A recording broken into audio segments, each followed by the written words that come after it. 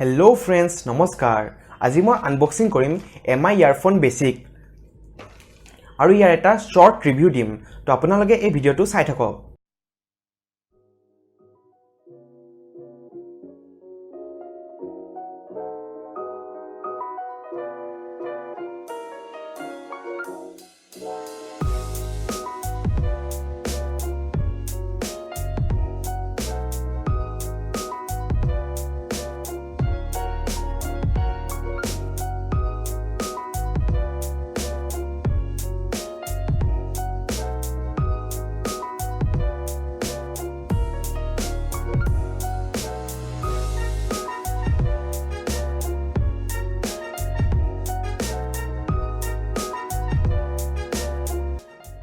So এতিয়া বক্সটো খুলি চাও আৰু চাও কি ইয়াৰ ভিতৰত কি আছে।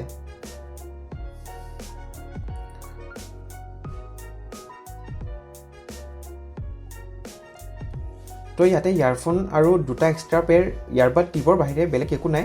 ইউজাৰ মেনুৱেল বা ৱাৰেণ্টি কাৰ্ড বেলেগ একো দিয়া নাই। জাষ্ট আপোনাৰ ইয়াৰফোন দিছে আৰু দুটা পেয়াৰ ইয়াৰবাড টিপ দিছে। তো সেই ইয়াৰবাড টিপ দুটা আপুনি আপোনাৰ নিজৰ কাণৰ সাইজৰ মতে আপুনি লগাই ল'ব পাৰিব। তো এইখিনি আছিল ইয়াৰ বক্সৰ ভিতৰত, বেলেগ একো নাই। সো এতিয়া চাও আহক ইয়াৰ বাকি স্পেক্সবোৰ কেনেকুৱা। সো এইখিনিয়ে আছিলে ইয়াৰ আনবক্সিং।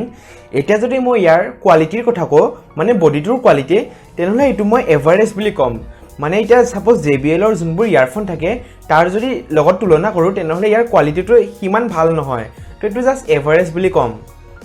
আৰু ইয়াৰ যোনবোৰ ইয়াৰবাডছ হয় সেইটো প্লাষ্টিকৰ হয় দেই, কিন্তু দূৰৰ পৰা যেতিয়া আপুনি চাব তো এইটো একদম মেটেলৰ নিচিনা দেখা যায়। তো লুকটো ভাল হয় কিন্তু প্লাষ্টিকৰ হয়।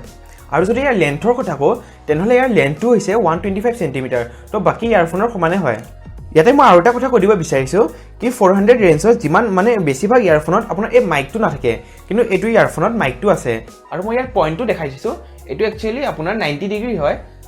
এতিয়া যদি ইয়াৰ প্ৰাইচৰ কথা কওঁ তেনেহ'লে এইটো আপুনি MI ষ্ট'ৰ বা ফ্লিপকাৰ্ট হওক তাতে আপুনি 399 ৰুপিছত পাব, কিন্তু মই এইটো ফ্ৰীতে পাইছোঁ। এতিয়া ফ্ৰী কেনেকৈ পালোঁ সেইটো জানিবৰ কাৰণে আপুনি আৰু এটা ভিডিঅ' চাব লাগিব। মানে মই আগৰ এটা ভিডিঅ'ত মই আপোনাক দেখাই দিছিলোঁ কি কেনেকৈ আপুনি MIৰ কিছুমান প্ৰডাক্টছ আপুনি ফ্ৰীতে পাব। তো সেইটোৰ কাৰণে আপুনি ওপৰৰ আই বাটনটো দেখিছে নহয়, তাতে আপুনি ক্লিক কৰিব। তো সেই ভিডিঅ'টো আপুনি দেখা পাব। তো সেই ভিডিঅ'টো আপুনি চাই ল'ব, তেতিয়া আপুনি গম পাব কি কেনেকৈ আপুনি ফ্ৰী MI প্ৰডাক্টছ পাব পাৰে। এতিয়া যদি ইয়াৰ সাউণ্ড কোৱালিটিৰ কথা কওঁ তেনেহ'লে ইয়াৰ সাউণ্ড কোৱালিটিটো মোক বহুত বেছি ভাল লাগিছে। কাৰণ মোৰ যোনটো JBLৰ ইয়াৰফোন আছিলে, যোনটো 700 টকা লৈছিলে, তাতকৈ ইয়াত মই বেছ বেছি পাইছোঁ আৰু সাউণ্ডটো বেছি ক্লিয়াৰ পাইছোঁ। তো মই আপোনাক কম কি 400 নহয় 1000ৰ ভিতৰত এইটো one of the best earphone হয়। তো আপুনি এইটো নিশ্চয় ল'ব পাৰে।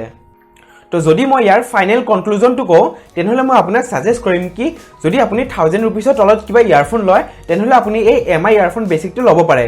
কাৰণ ইয়াতে গুড মানে এটা সাউণ্ড কোৱালিটি আপুনি পাব আৰু বেছটো পাব। তো মেইন আপুনি যেতিয়া গান শুনে বা ইয়াৰফোনততো আপুনি সেই দুটা বস্তুৱে বিচাৰে, এটা সাউণ্ড কোৱালিটি আৰু এটা বেছটো। তো ইয়াতে এই দুটাই আছে। তো আপুনি এইটো ইয়াৰফোন ল'ব পাৰে। তো আজিৰ এই ভিডিঅ'ত ইমানখিনি আছিলে। আশা কৰিছোঁ আপোনাক এই ভিডিঅ'টো ভাল লাগিছে। আৰু যদি এতিয়াও লাইক, শ্বেয়াৰ আৰু ছাবস্ক্ৰাইব কৰা নাই তেনেহ'লে কৰি লওক, কাৰণ মই আপোনালোকৰ কাৰণে এনেকুৱা টেক ভিডিঅ'ছ অসমীয়াত লৈ আহিম। ধন্যবাদ।